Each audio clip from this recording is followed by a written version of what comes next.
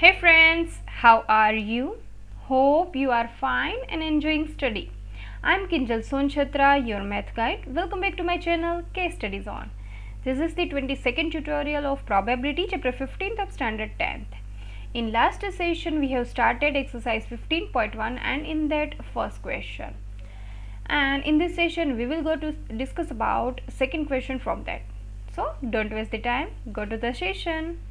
Today's topics are basics of probability, exercise 15.1 and in that second question. So starting with the first, basics.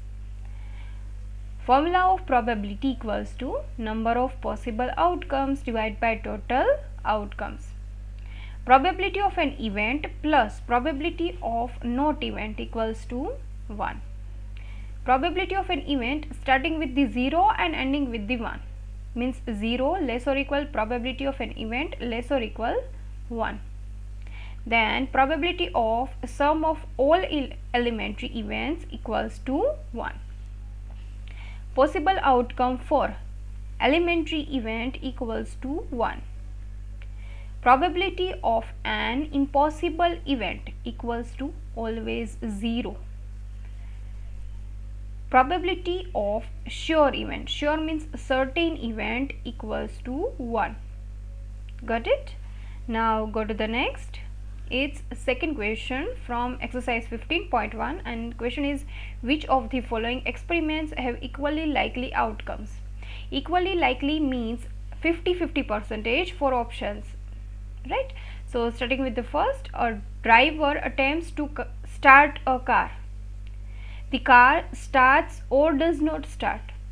So it is not equally likely because of car will not start only when it is not out of order. Out of order means that if there is any problem at that time it won't start, otherwise it will start. So it is not equally likely. Now second question, a player attempts to shoot a basketball. She or he shoots or misses the shot. So it is also not equally likely outcome because of this game depends on many factors.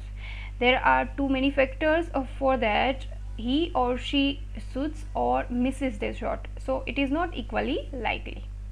Now third question, a trial is made to answer a true or false question. True or false means there are only and only two options, true or false.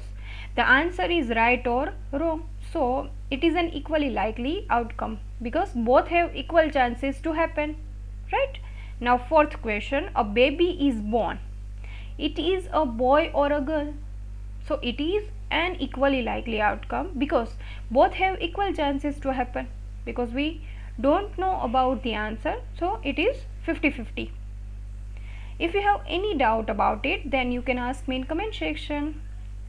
Thank you for watching. If you like my video, please subscribe my channel and share with your friends. Bye bye.